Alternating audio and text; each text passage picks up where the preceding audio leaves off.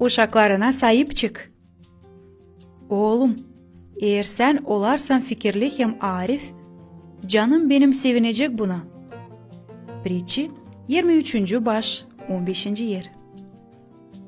Sen bir ana ya da baba olarak yetiştirersen aileni, verebilirsen hepsine ne lazım, ama öğretemezsen uşaklarını yaşama doğru hem Allah'ın zakonlarına göre, o zaman hepsi senin çalışmaların boşa. Hem yakınlarda pişmanlandıracak seni onlar. Bir uşak, hangisi günde harcar 6-7 saat internette oturarak, bakarak televizyona ya da kafadarlarından çok vakit geçirir oyunlarda, o büyür yanlış anlamaklarla bu yaşamak için. Hem bu türlü zaman geçirmek büyüder onda yanlış karakterleri. Bu yüzden çalışın daha çok vakit uşaklarınızla olma. Eğer sıra gelirse kurban getirme işi, parayı ya da vakiti ki uşağı doğru büyütmediğini, o zaman bilin, hani bu iyi bir karar, hangisi sizi sevindirecek. Anılmış Dorothy Lownald yazmış bu türlü. Uşak, hangisi yaşar mana içinde, o öğrenir, mana bulma. Uşaklar yaşarsa kavga içinde, öğrenirler kavgacı olma.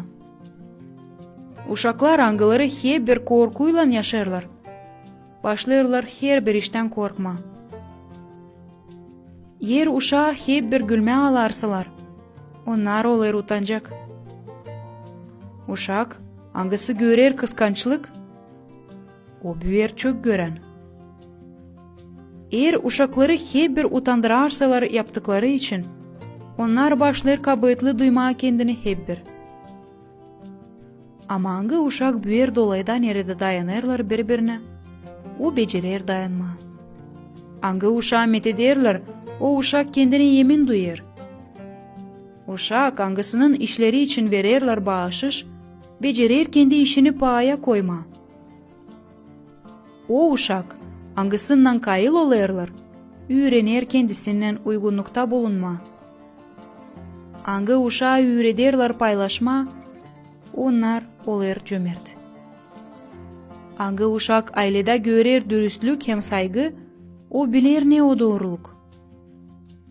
O uşak, hangisi koruntuda yaşar, o kendine inanır, hem inanırlar dolayda insanlar da ona. Eğer uşak sağırlıysa dostlukla, o öğrenir ne kadar kamil bu yaşamak. O uşak hangi rahat ailede yaşar, onun ruhu rahatlıkta bulunur. Arif Salomon, hangisinin çok uşakları varmış, yazmış. Oğlum, eğer sen olarsan fikirli hem arif, canım benim sevinecek buna. İstersen senin de canın sevinsin. Öğret uşağını hem unukalarını fikirlile hem arifle.